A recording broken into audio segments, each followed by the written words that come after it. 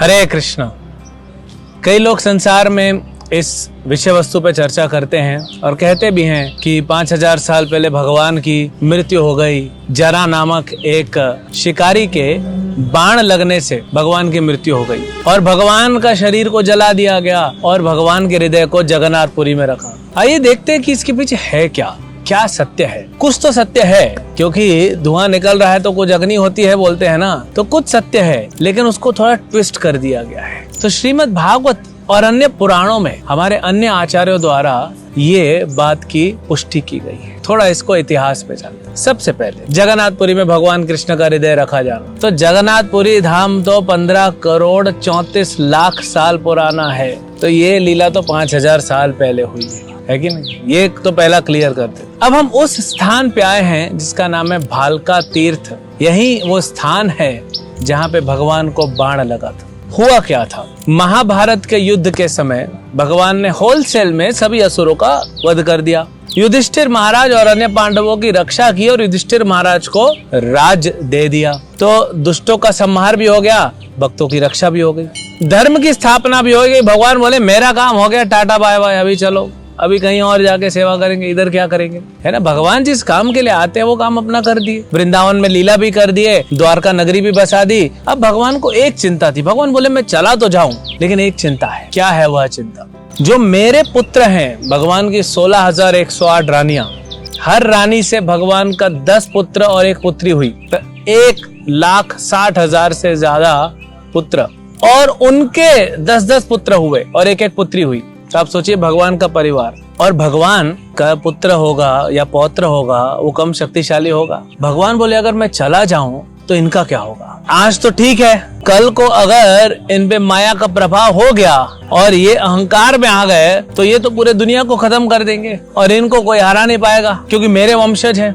तो पहले इनका कुछ करना पड़ेगा। तो जब गांधारी गुस्से में थी, क्योंकि भीम ने 100 कौरवों को मार दिया था, तो गांधारी एक माँ है, क्रोध तो आएगा। तो युधिष्ठिर को वो बुला रही थी और युधिष्ठिर को श्राप दे देती, लेकिन भगवान कृष्ण ने युधिष्ठिर को बोला आप मत जाओ, पहले मैं मिलता हूँ गांधारी से, फिर आप मिलना। तो भगवान को पता था कि गांधारी क्रोधित है, दुखी है और शक्तिशाली तो है। तो गांधारी ने भगवान को श्राप दिया कि कृष्ण जैसे आपने हमारे कुल के भाइयों को युद्ध करवा के और मरवा दिया, वैसे ही आपके कुल में भी भाइयों में युद्ध होगा और सब मारे जाएंगे। तो ये श्राप भगवान ने स्वीकार किया। ये भगवान की इच्छा से ही गांधारी ने दिया, नहीं तो भगवान को कौन श्राप दे सकता है। अब इधर क्या हुआ?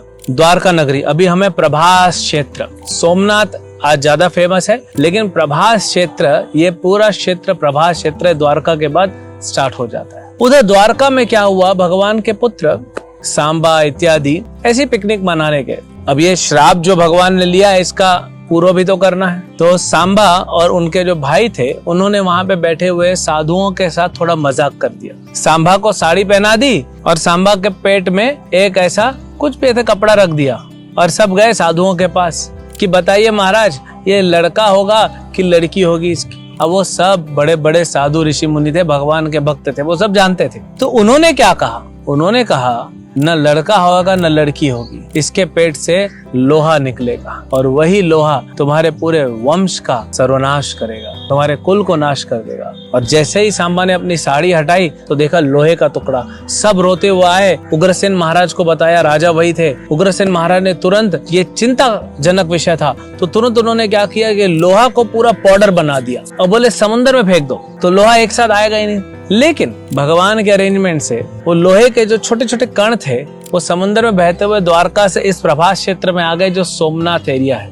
और वहां पे वो सब उगने लग गए, बांस के रूप में उग गए, और एक बड़ा चंक रह गया, उसको एक मछली ने खा लिया प्रभास क्षेत्र में। वही मछली को उस हंटर ने, जो जरा नामक जो हंटर था, शिकारी, उसने पकड़ा, काटा था, तो उसमें से वो निकला, उसमें से उसने बाण बनाया था। और यहाँ बांस तो उग गए थे, सब धार, तेज धार वाले बांस थे, वही कण से उगे। भगवान ने सब लीलाएं समाप्त की, उद्धव जी को उपदेश दिया। उद्धव को बोले उद्धव तुम मेरा जाना देख नहीं पाओगे, अभी मेरा समय हो गया है, मुझे जाना है, मुझे अपने धाम को लौटना है, यहाँ का मेरा सारा सेवा हो। उद्धव जी को बद्रिका आश्रम भेज दिया भगवान ने और स्वयं आ गए प्रभास क्षेत्र। क्या कह के आए? क्योंकि उग्रसेन महाराज ने कृष्ण को बताया, कृष्ण ने बोला ये अच्छी बात नहीं है, हम सभी को प्रभास क्षेत्र में जाना चाहिए, वो भी एक जो है पुण्य तीर्थ है, वहां पे जाके प्रायश्चित करना चाहिए। भगवान ने द्वारका से क्यों प्रभास लाए, इसके पीछे भी हमारे आचार्य कारण बताते। यही देखिए अखबारों में और व्हाट्सएप में नहीं मिलेगा, ये हमारे आचार्यों की टीकाएं हैं, ये भागवत में मिलेगा, अन्य पुराणों में मिलेगा।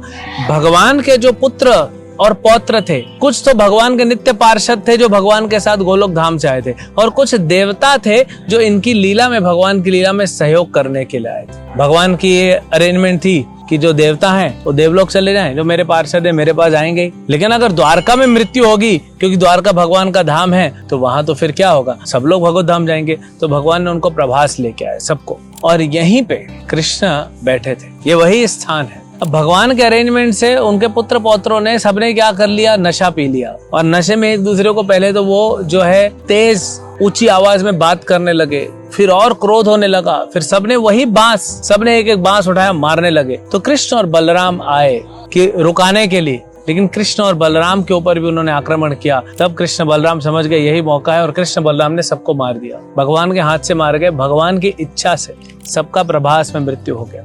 फिर उसके बाद बलराम जी यहाँ से थोड़ा दूर त्रिवेणी संगम है, सोमनाथ मंदिर के आगे, हिरण्य, कपिला और सरस्वती, ये 3 नदियों का संगम है। वहाँ पे गुफा है, आप जाके दर्शन कर सकते हैं, बलराम जी का गुफा है। बलराम जी वहाँ पे अनंत शेष अवतार में प्रकट हुए और वहाँ से नीचे पाताल में चले गए, वो उनका रहने का स्थान है, वहाँ पे अपनी वो सेवा में लग गए भगवान कृष्ण की। कृष्ण जो है वो अब कृष्ण बचे, कृष्ण यहाँ पे पीपल के पेड़ के नीचे बैठ गए, और उनका अंगूठा जो था, यहाँ से दूर बाण गंगा है, लगभग 1.5-2 किलोमीटर, वहाँ पे स्वयंभू शिवलिंग है। वहीं से जरा ने ये अंगूठा देखा भगवान का, तो उसको लगा कि हिरण है और मार दिया।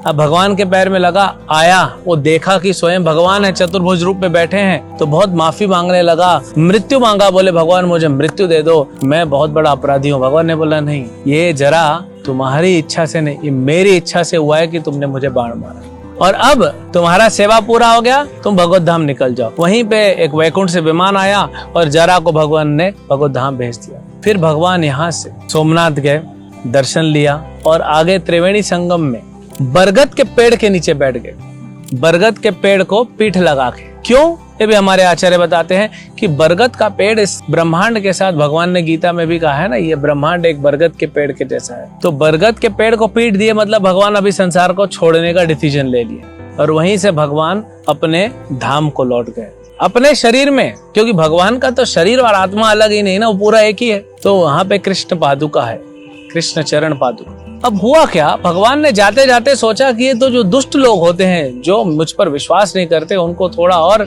मुझ पे न विश्वास हो, ऐसा कुछ अरेंजमेंट किया। भगवान ने अपने जैसा एक शरीर बना दिया। कोई बोलता है ऐसे कैसे बना सकते हैं? अरे भाई, भगवान जब हमको शरीर दे सकते हैं, हजारों लाखों करोड़ों लोगों को शरीर दे सकते हैं, तो अपना एक कॉपी नहीं बना सकते? तो भगवान ने एक अपनी कॉपी बना दी, वहां छोड़ के चले गए। असली भगवान निकल गए, वहां शरीर छोड़ के चले गए, इसलिए लोग बोलते, और उन्हीं शरीर को जलाया गया, इसलिए लोग बोलते भगवान की मृत्यु हो गई। भगवान की अगर मृत्यु हो जाएगी तो संसार कौन चला रहा है? देशों की सरकारें अलग अलग अपने देश नहीं चला पा रही हैं, ये ब्रह्मांड कौन चला पा रहा है?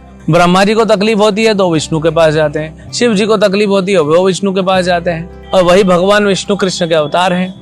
तो सृष्टि पूरी कृष्ण चला रहे हैं। जैसे सूर्य प्रकट होता है, अप्रकट होता है, शाम को सूर्य दिखता नहीं, इसका मतलब ये नहीं कि सूर्य की मृत्यु हो गई, सूर्य अभी और कहीं है। तो ऐसे ही भगवान जो है वो अपनी लीला करते हुए अलग अलग ब्रह्मांड में जाके और आनंद में रहते हैं। तो इसीलिए लोगों को लगता है कि भगवान की मृत्यु हो गई। भगवान की मृत्यु कैसे होगी, आप खुद सोचिए। भगवान तो पूर्ण चिन्मय है, आध्यात्मिक है, भगवान परब्रह्म है। अरे भगवान गीता में कह रहे हैं कि आत्मा की मृत्यु नहीं होती तो परमात्मा की मृत्यु कैसे हो जाएगी? सोचने वाली बात है। तो लोग कहते हैं मृत्यु हो गई, मृत्यु हो गई। भगवान ने एक ऐसा छल किया।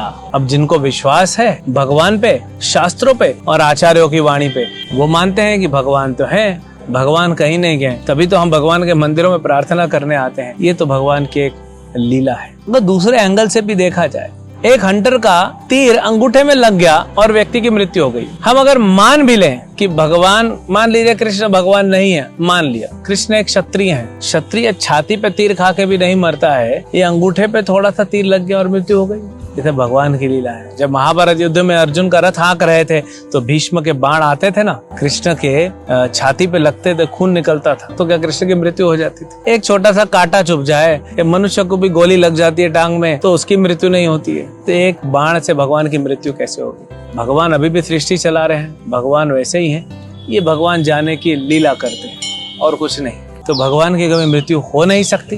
भगवान गीता में कहते हैं आत्मा की मृत्यु नहीं होती तो परमात्मा की मृत्यु कैसे संभव? तो ये भगवान हम सिखाते हैं। भगवान कलयुग में भी है, साक्षात भगवान चैतन्य महाप्रभु के रूप में आए, भगवान नाम के रूप में आते हैं। कली काले नाम रूपे कृष्ण अवतार। इस कलयुग में भगवान कृष्ण नाम के रूप में, हरे कृष्ण महामंत्र के रूप में आए। सुखदेव गोस्वामी से परीक्षित महाराज पूछते हैं कि जब कृष्ण चले गए अपने धाम को, तो फिर यहाँ पे धर्म कहाँ गया? धर्म किसकी शरण में है? तो सुखदेव गोस्वामी कहते हैं जैसे ही भगवान कृष्ण अपने धाम को गए, कृष्ण भागवत के रूप में वापस पृथ्वी पे आ गए। और श्रीमद् भागवत के 18,000 श्लोक ये साक्षात कृष्ण है। धर्म ने इसकी जो है शरण ली हुई है। और हम सबको, अगर हम अपने जीवन में भला चाहते हैं, अपने लिए अच्छा चाहते हैं, तो श्रीमद् भागवत की शरण लें, हरे कृष्ण महामंत्र की शरण लें और भगवान का भजन करें और भागवत का अध्ययन करें।